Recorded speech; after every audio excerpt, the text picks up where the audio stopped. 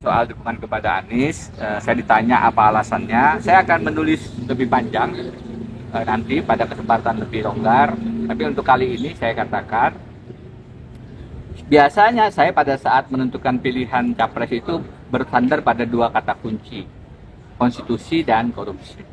Jadi siapa yang menurut analisis atau assessment saya, penilaian saya, paling taat konstitusi dan paling punya visi anti korupsi.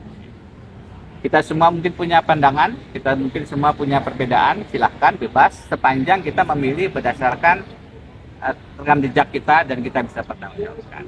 Dengan dua kata kunci itu, karena saya sudah mengenal Anies Baswedan lebih dari 20 tahun. Saya masuk Fakultas Hukum UGM tahun 91. Anies itu masuk Fakultas Ekonomi UGM tahun 89. 2 tahun di atas saya udah kenal beliau, berarti 91 sampai sekarang itu 22 tahunan lah. Jadi 2 dekade lebih kami berteman. Saya tahu bagaimana tipikalnya.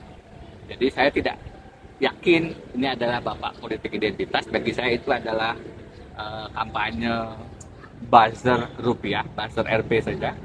Dan kalau terkait korupsi, kami berkali-kali mencoba untuk menjaga independensi dan kekuatan KPK. Termasuk misalnya pada saat ada tim 8, tim independen yang dibentuk oleh Presiden untuk menyelidiki kriminalisasi 2 komisioner KPK, Chandra Hamzah dan Bibit Samatrianto. Teman-teman ingat itu jejak buaya pertama. Waktu itu ada tim 8 diketuai oleh almarhum Dr. Adnan Buyung Nasution. Saya sekretaris tim dan Bung Anies adalah juru bicara, didapuk jadi juru bicara. Kami bekerja sama. Ada lagi Bang Anies pada saat menjadi gubernur membentuk TGOPP atau dikenal sebagai KPK Jakarta dan seterusnya. Saya akan tulis ini secara lebih lengkap. Tadi saya cerita juga ke satu teman, bukan joke, bukan guyon. Sejak mahasiswa, karena ini adalah ketua senat mahasiswa Universitas Gadjah Mada, Anies ini ketua senat mahasiswa GF di tingkat universitas. Sejak mahasiswa saya memanggil dia itu Mr. Presiden. Kata teman, guyon berarti nih Pak Denny. Enggak, saya memang melihat ada karakter kepemimpinan dan saya bilang, one day I think you will be our president. Itu kalimat saya pada saat mahasiswa 20 tahun lebih yang lalu. Ini bukan baru sekarang saya memutuskan, tapi memang sudah sejak lama saya punya keyakinan bahwa ini adalah calon pemimpin masa depan. Saya kalau manggil beliau Mr. Presiden, bukan baru sekarang, 20 tahun lebih. Jadi nanti saya akan tuliskan secara lebih rinci teman-teman. Tapi yang ingin saya sampaikan, mari kita berpolitik secara baik, berpolitik secara cerdas. Saya memilih 2004 adalah siapa yang paling anti korupsi, paling taat konstitusi. 2009 juga demikian. 2014 saya memilih Pak Jokowi periode pertama karena saya meyakini kampanye beliau mengandung semangat taat konstitusi dan semangat anti korupsi.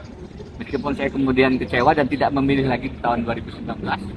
Dan yang terjadi kita lihat KPK dilemahkan lewat undang-undang perubahannya, dan kemarin dirilis bahwa indeks persepsi korupsi Indonesia turun 4 poin dari 38 ke 34, penurunan paling rendah dalam sejarah reformasi.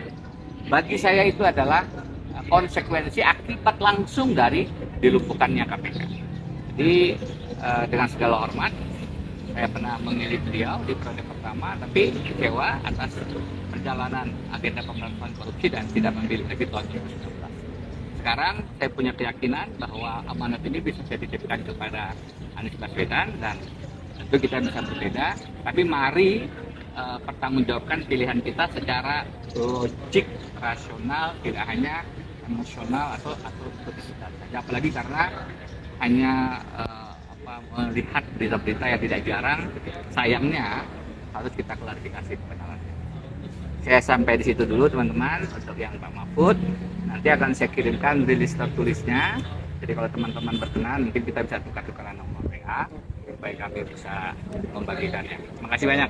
Assalamualaikum warahmatullahi wabarakatuh.